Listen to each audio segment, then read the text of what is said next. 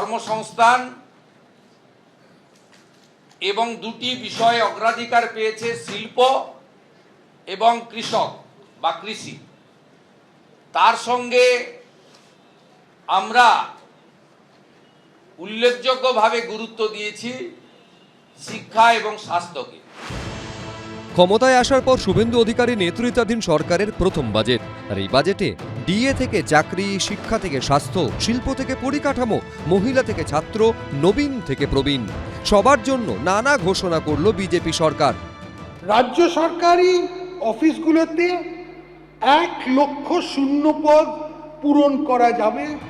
বাজেটের মধ্যে অবশ্যই উল্লেখযোগ্য 1,20,20% ডিএ বৃদ্ধি, যা এ রাজ্যে কখনো হয়েছে বলে কেউ মনে করতে পারছেন না। বর্তমানে 18% মহার্ঘ ভাতা ডিএ ওপর অতিরিক্ত 20% মহার্ঘ ডিএ দেওয়া হবে। অর্থাৎ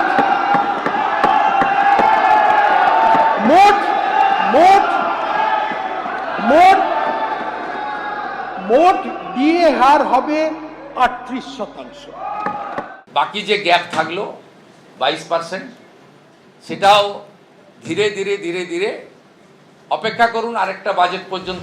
এর পাশাপাশি রাজ্য সরকারের 1 লক্ষ শূন্য পদে নিয়োগ, সরকারি চাকরিতে নিয়োগের বয়সসীমায় 5 বছরের ছাড় 2 বছরের জন্য বহাল রাখা, civic volunteer, village police, green police, NVF এর পারিশ্রমিক বাড়ানো, আশা ও অঙ্গনবাড়ি কর্মীদের পারিশ্রমিক বৃদ্ধি, বয়স্ক, বিধবা, বিশেষভাবে সক্ষমদের পেনশন বৃদ্ধি, সরকারি বা সরকারি সাহায্যপ্রাপ্ত কলেজে আন্ডার গ্র্যাজুয়েট কোর্সে ভর্তির সময় অবিবাহিত ছাত্রীদের এককালীন 50,000 টাকা আর্থিক সাহায্যের মতো গুচ্ছ ঘোষণা করল রাজ্য সরকার।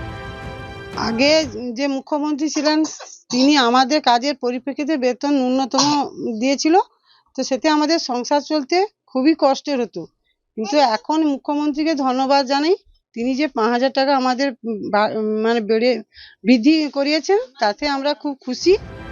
যে উত্তরবঙ্গ ভোটে বিজেপিকে ঢেলে দিয়েছে, সেখানকার জন্য IIT, IIM, medical college, cancer হাসপাতাল, এয়ারপোর্টের মতো বিরাট ঘোষণা করে কার্যত ঋণ শোধ করল রাজ্যের বিজেপি সরকার। যদি পুরোপুরি কমপ্লিট হয় যেগুলো তারা প্রতিশ্রুতি দিয়েছে, তাহলে নর্থবেঙ্গলবাসীর আর বলার জায়গা থাকবে না। এ রাজ্যের প্রথম বিজেপি সরকারের প্রথম রাজ্য বাজেটে আরেকটি উল্লেখযোগ্য দিক হল কৃষি ও শিল্পক্ষেত্রের জন্য ডাবল বোনান্সা। রাজ্যে বড় শিল্প আনার লক্ষ্যে বাজেটে একাধিক যুগান্তকারী ঘোষণা করল শুভেন্দু অধিকারীর সরকার, তবে একই সঙ্গে গুরুত্ব দেওয়া হলো কৃষিক্ষেত্রের ওপরেও। বাজেট বক্তৃতা মাননীয় অর্থমন্ত্রী শেষ করার পরে কার্যত এখানে বিরোধীদের বলার কিছু আছে বলে মনে হয় না। একজন প্রবীণ বিধায়ক, তিনি বিরোধী দলেরই একাধিকবার বিধায়ক অশোক দেব আমাকে বলছিলেন যে বলার কোনো সুযোগ নেই। কেন্দ্রীয় বাজেট নির্ভর এই রাজ্য বাজেট হয়েছে। মমতা বন্দ্যোপাধ্যায়ের ক্ষেত্রে ছিল আত্মনির্ভর বাংলার বাজেট। দুর্গাপুরে সেমিকন্ডাক্টর ইউনিট তৈরির কথাও ঘোষণা করা হয়েছে বাজেটে। আশাবুল হোসেন, উজ্জ্বল মুখোপাধ্যায়, এবিপি আনন্দ। এবিপি আনন্দ, এগিয়ে থাকে, এগিয়ে রাখে।